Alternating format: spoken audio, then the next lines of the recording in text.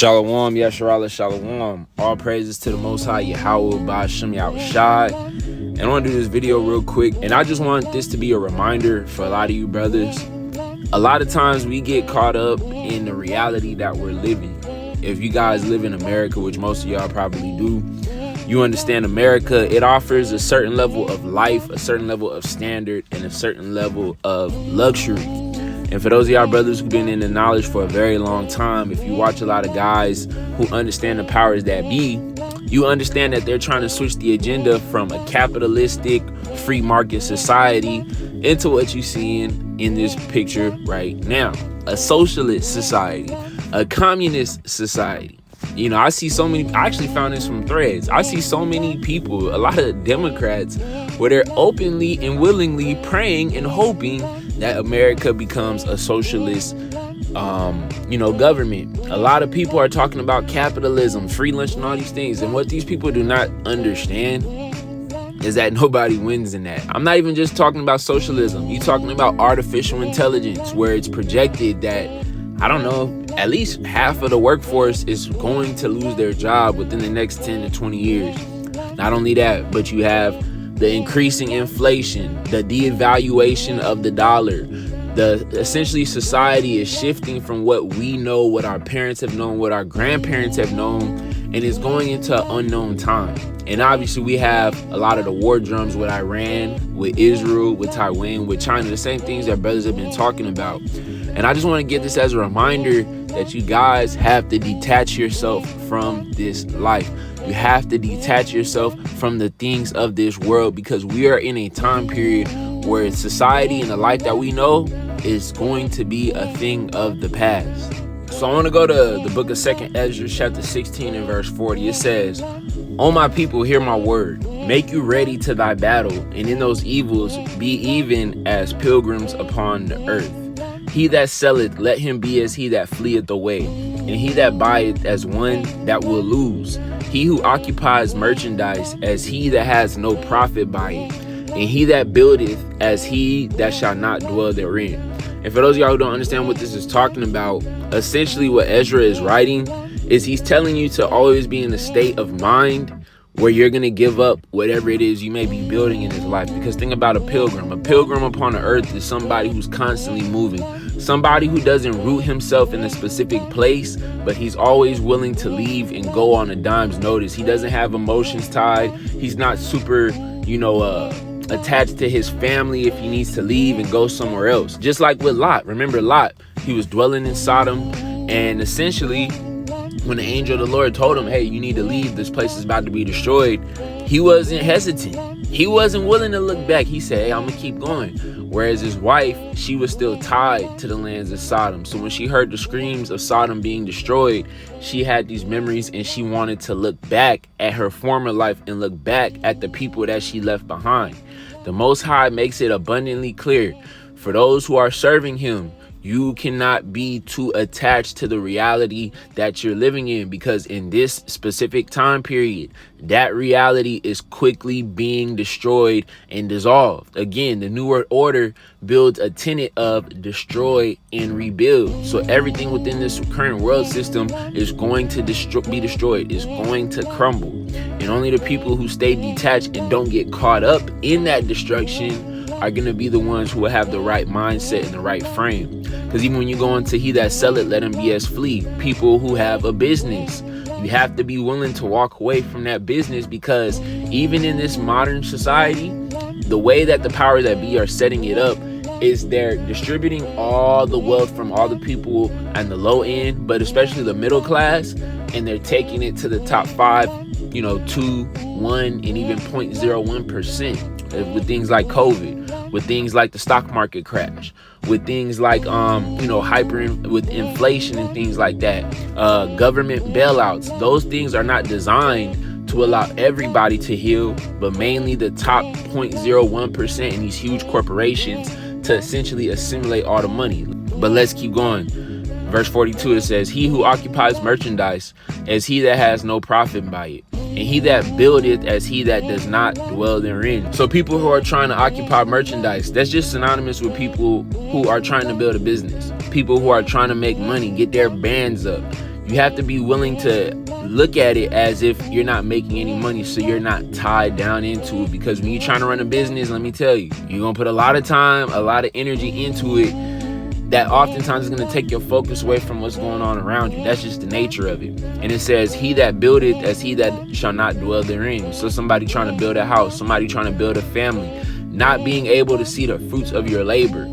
You have to be in that type of mindset that this could be gone at any moment's notice. And I'm going to keep going. It says, verse 43, and he that soweth as if he should not reap, so also he that planteth the vineyard as he that shall not gather the grapes.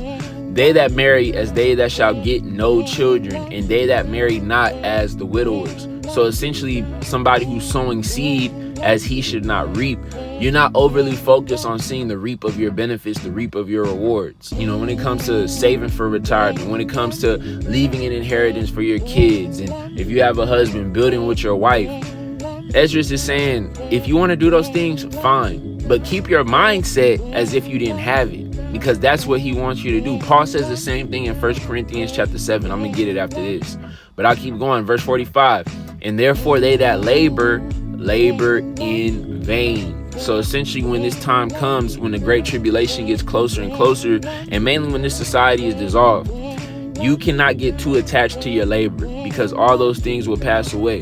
What does Mashiach say? He said, the things of this world do pass away and do fade away, but my words shall never fade away. So the words of the book of the Bible, the prophecies that the Most High instilled, they're going to come no matter what. No matter if your life is great or if your life is horrible. No matter if you got all of these great things in the world or you have nothing. The Most High's will shall be done. That's why you have to stay attached to his will and not get so caught up in the things that you want to will within your life. So I'll keep going, and then I'll end it at this.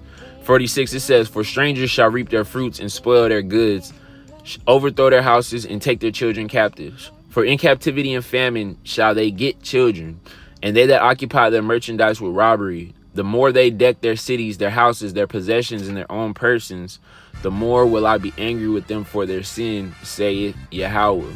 So essentially, it's just, again, reiterating that the times when you have a blessing of a child, the blessing of a house, the blessing of a wife, you're not going to be able to enjoy the benefit of it because we're in the time that we're in right now. Like if this was the 80s, if this was the early 2000s, if this was the 60s, you never know, maybe, even though our people in every damn decade have been going through hell, if we just being honest. But just in general, the people who are running this society, the people who are trying to maneuver through this society, we're coming into a time where it's going to be hard for you to do any of those things. So while you may labor and continue to build in them, don't get overly concerned with them. All right, so let's go to 1 Corinthians chapter 7 and verse 30. Or verse 29, it says, but this I say, brethren, the time is short, it remaineth, that both they that have wives be as though they had none, and they that weep as though they wept not, and they that rejoice as though they rejoice not, and they that buy as though they possess not. So there's a few things he's saying. He's saying the time is short, meaning the time has come where the Most High's judgment is coming on the earth, and those who will be of the elect, they shall receive that crown of honor. But before that happens, they're going to have to be purified through the fire of adversity, right? But it says those that have wives as though they had none. And I'm learning from experience, but brothers, y'all know, if y'all have a woman, it's very hard for you to stay focused on the word, because the emotions is great, the feeling is great, the connection is great, that your body, your flesh starts to try to move and be motivated towards doing things for your relationship and for your family. But again, Paul is saying, stay focused on the prize and act as if you didn't even have a wife, right? So he's basically saying, don't become too attached to the physical, because it also says those that weep as those that wept not, and those that rejoice as those that rejoice not, and those that buy as though they did not possess, right? And it says, and they that use this world is not abusing it, for the fashions of this world passeth away. But I would have you without carefulness. He that is unmarried careth of the things that belong to Yahweh, how he that belong to the Lord, how he may please the Lord. But he that is married careth for the things that are of the world, how he may please his wife. So going back to verse 31, Paul is letting you know, do not abuse the things of the world, because the fashions of this world passeth away. And essentially what he wants you to do A great concept is he wants you to become detached by putting space between the things that you love from who you are as a man. One thing that Chronicles always would reiterate in a lot of his videos, he said, there's nothing permanent in the flesh. Because when you have a mindset where you feel like something is permanent, something shall always remain, the woman that you're with is always going to be there, the family that you know and love is always going to be there, you get too caught up in your emotions and your desires that you cannot keep things in its proper perspective.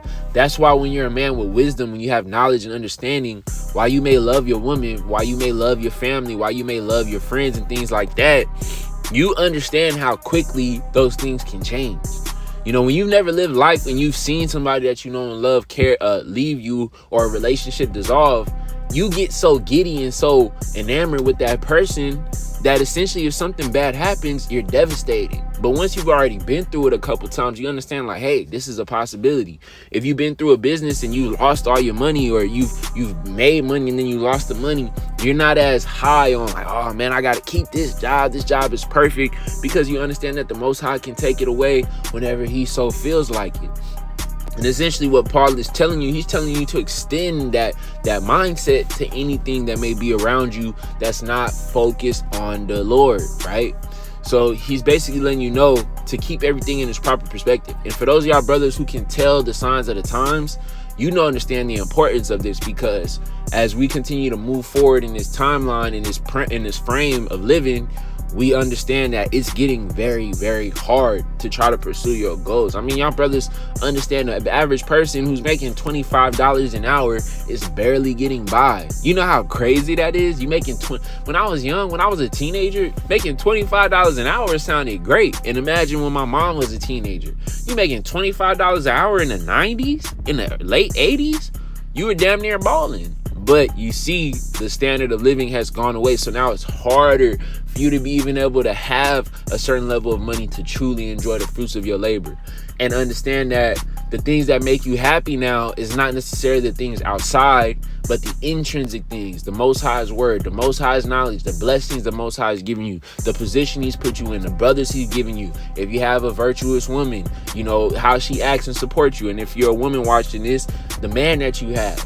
Focus on the things the Lord gave you, but mainly focus on the Most High and his love and his support, because, so many people out there, they do not have it.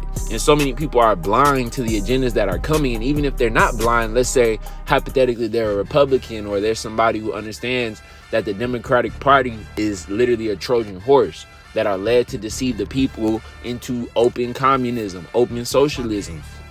Even the people who understand what's going on, if they do not have the proper spirit, if the Most High is not with them, they're still going to lose their mind, because they don't have true faith, because their house is not being built upon that solid foundation. All right, we're going into Matthew 7:24. It says, therefore, whosoever heareth these sayings of mine and doeth them, I will liken him unto a wise man, which built his house upon a rock. And the rain descended, and the floods came, and the winds blew and beat upon that house, and it fell not, for it was founded upon a rock. And everyone who heareth these sayings of mine and doeth them not shall be likened unto a foolish man which built his house upon the sand. And the rain descended, and the floods came, and the winds blew and beat upon that house, and it fell, and great was the fall of it. So essentially, when you follow the sayings of Mashiach Yahushua, you will be so rooted in the word, so rooted in your love for the Most High, that nothing can take you away from it. Because again, when you understand many of these different events in the word, you may have soldiers coming at you. You may have rain of hard times, trying to shake you off of the path that you're on. The turbulent winds that come and try to push you in one direction and move you off the path, right? When you have that solid rooted foundation, you're going to stay sturdy no matter what. And that's why you have so many different prophets in the word telling you to not get super caught up in the ways of this world, because essentially they are not going to last. If you put your faith in your money, if you put your faith in your woman, if you put your faith in your friends, if you put your faith in your colleagues, if you put your faith in your job, in your corporation, all those things will fail. All those things have the capacity to fail. Only the Most High Yahweh will never fail, will never go against his word, will never have an empty promise. He will never take his own name in vain, because he's always going to do the things that he promised. And if you're of the elect, he's going to watch over and guide you. So y'all brothers and y'all sisters, make sure you staying rooted and you keeping everything in its proper perspective, and you continue to detach yourself from the ways of this society, because things are in for a very, very rough ride. And I'll read this last verse. This is Revelation 18:4. It says, I heard another voice from heaven saying, come out of her, my people, that you be not partakers of her sins, and that you receive not of her plagues. For her sins have reached unto heaven, and the Most High has remembered her iniquities. Reward her even as she rewarded you, and double unto her double according to her works, in the cup which she hath filled to her double.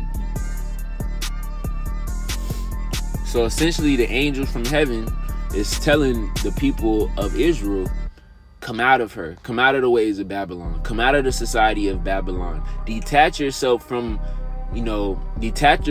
where this society is heading, so that way you are not a part of her sins and a part of her place, because they're going to come upon the people very, very strongly, and only the spiritually strong will survive. So I give all praises to Yahweh Ba'Shem Yahushua. Until next time, it's the brother Ash signing out.